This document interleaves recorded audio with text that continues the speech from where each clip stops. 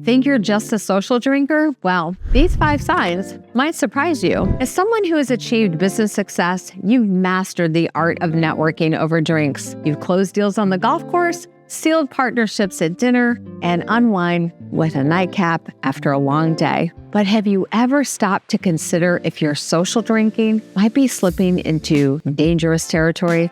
Hi, I'm Carrie Schwer, founder of Great Tonic and creator of the Decide Method. For the past several years, I've helped high-achieving men and women optimize their lives, and today we are diving into a topic many of us overlook: the signs of gray area drinking. Now, you might be thinking, Carrie, I'm not an alcoholic. I function just fine. And you're probably right. You're not falling into any stereotypical image as someone with a severe drinking problem. But that's exactly why gray area drinking is so insidious. It's that vast space between casual drinking and addiction, where so many successful men and women find themselves trapped without even realizing it. The first sign that you might be in a gray area is consistently underestimating how much you're actually drinking. Let's talk about standard drink sizes, shall we?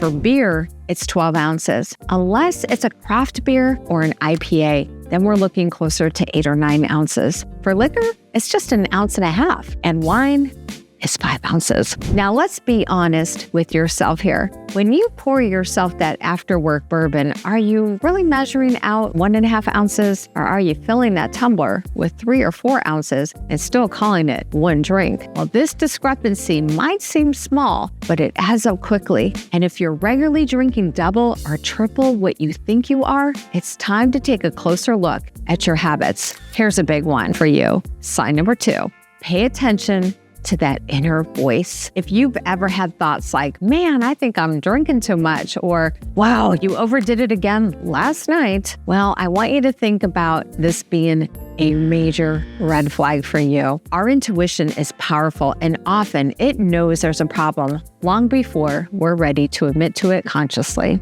Don't brush off these thoughts or try to rationalize them away. If this little voice in your head is expressing concern about your drinking, it's time to listen. Remember, acknowledging this doesn't mean that you're weak or that you have a severe problem. It just means you're self-aware and you're ready to take control of your life. Let's talk about sign number 3, anticipation. Oh, this was a big one for me.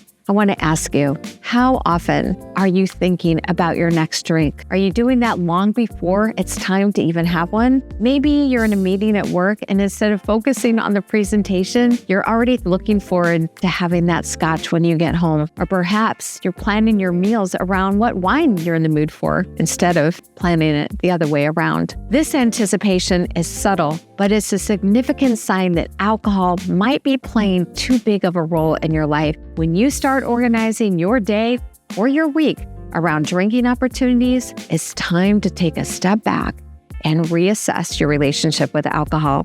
Number 4, here's a sign that often sneaks up on us: feeling disconnected or frustrated with our family and using alcohol as a way to escape. Maybe you come home and instead of engaging with your spouse or your kids, you head straight for the liquor cabinet. You might rationalize it as, I need to unwind, but in reality, you're creating a barrier between you and your loved ones. If you find yourself thinking, screw it, I don't care, I'm just gonna have a drink, when faced with family tension, that's a clear indicator that using alcohol as a coping mechanism might be where you're at. And while it might provide temporary relief, it's preventing you from addressing the real issues in your relationships. Finally, sign number 5, let's address the sleep myth.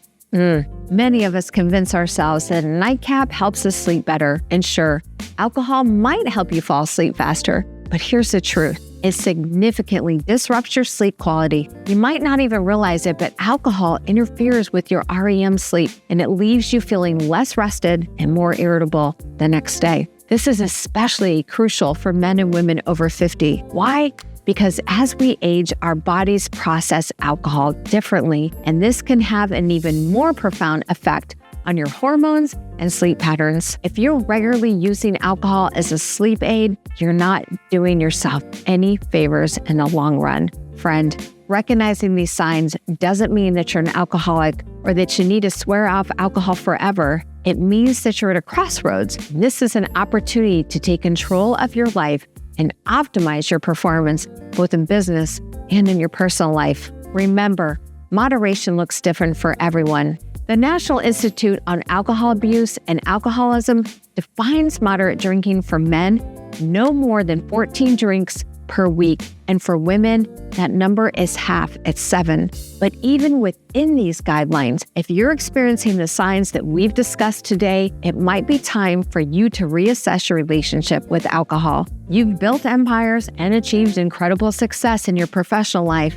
But isn't it time for you to bring that same level of mastery to your personal habits? I want you to imagine waking up every morning with crystal clear focus, feeling physically vibrant and deeply connected to your family. That's the power of addressing your gray area drinking and truly optimizing your life. If you're ready to take the next step, I invite you to watch the Decide series. It's a 7-day series that will help you decide if now is the time to address your gray areas. Just click the link in the description below.